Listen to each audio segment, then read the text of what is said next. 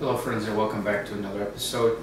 I'm introducing you to a new series or a new playlist I'm starting, and I'm really excited about this. It's going to be great low speed fun. Okay, this isn't going to be high speed fun, this is going to be low speed fun.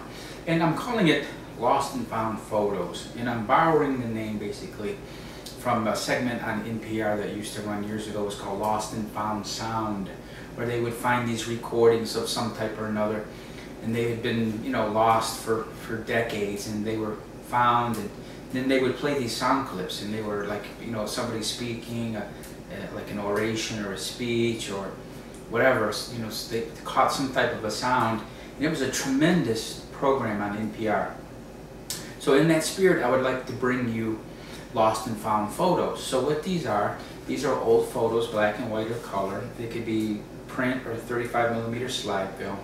And these are photos that have been abandoned in some capacity, whether like they've been in somebody's family for years, and then maybe like an older person passes away, and then the family, right, the children and grandchildren come and they clean out the house and they find a shoebox or a trunk full of photographs.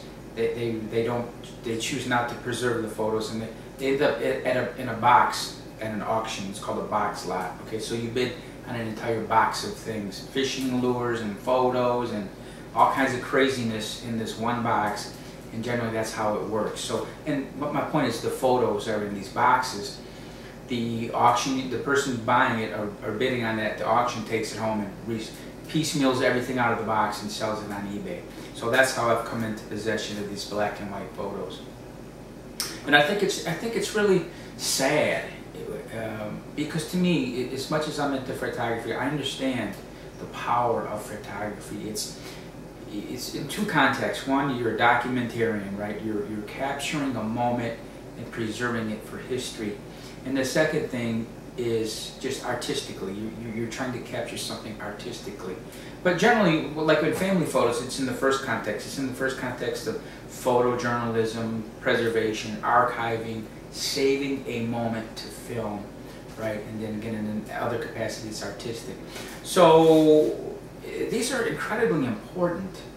And I personally could never think of finding a loved one's photos, like well, all my grandparents are dead, but what I'm trying to get at is if there was if somebody passed away in my family, I wouldn't think of just giving their photos away or sending them off to an auction house. I just couldn't think of it.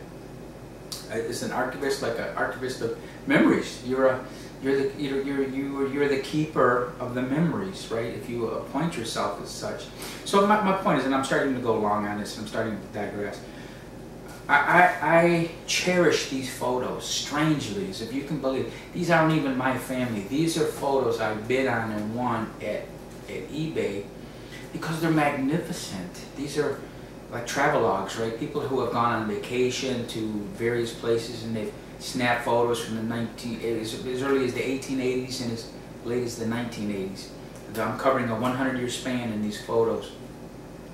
And they're just so important to me. These are like gold. This could be a brick of gold in my estimation, and it's a brick of photographs, okay? Because that's what they mean to me. So to pay a few dollars for these on eBay is nothing, because again, it's unbelievable what you're getting for a few dollars, okay? So there's also going to be an ASMR quality to this series. So I love ASMR. If you're not familiar with ASMR, you can just search it at YouTube and you'll find these wonderful decompressing and de-stressing videos that allow people to just relax, okay? So there's going to be an element of that. So when I show you these photographs, I'll either kind of speak softly. I'm not going to whisper, okay? I'm not going to take it that far. Definitely not going to whisper. But I'll either speak in a very soft, kind of relaxing voice, or I'll just be silent, okay? I'll show you one photograph after another, and I won't offer any vocalization, any type of commentary whatsoever. I'll show you a photograph, I'll bring it into frame for about 4 or 5 seconds, and then I'll move on to the next photo until I exhaust the photos. Some of these lots I've won are as many as 1,100 photos, 1,100 slides. So obviously I'm not going to do that in one video because I plan to show you every frame for 5 seconds so you can look at the photo and study it And if I did 1,000 of those, it would be a ridiculously long video. So though I broke out the math, every video is going to be about 8 minutes, because I found that's digestible. At YouTube, people have an attention span, honestly, of about 8 minutes. Once you surpass 8 minutes, you're going to lose your audience, okay? So I'm going to make these in digestible nuggets of 8 minutes each. Okay, and that's about it. So again, I'm really looking forward to this playlist, okay? I've already bid on and won a whole bunch of these auctions, and again, it's just tremendous. I cannot tell you how much I value these photographs, and they're not even mine. So I hope you approach this with the same attitude, that a photograph is to me, it's like currency. It's a store of value. You know what I mean? It's because that photograph at one time meant a great deal to another person. And the chances are for that person to relinquish the photograph, he or she is dead. They died. And that's the only way that they would forfeit or give up these photographs. And the person who inherited the photographs had attached no value to these photos whatsoever. And it's so sad. Like if a grandchild or a great-grandchild got these photos from great-granddad or great-grandmom, and just you know, these mean nothing to me. I don't know, it's heartbreaking. It really is heartbreaking. So again, I'm going to be the keeper of these photos. Oh, and I wanted to tell you too, if you see a particular photo that you want, I will happily send it to you free of charge. Okay, so I'll pay for the stamp, I'll pay for the envelope. Just please, I ask you for two things. Number one, message me privately. Don't put your name and address in the public area.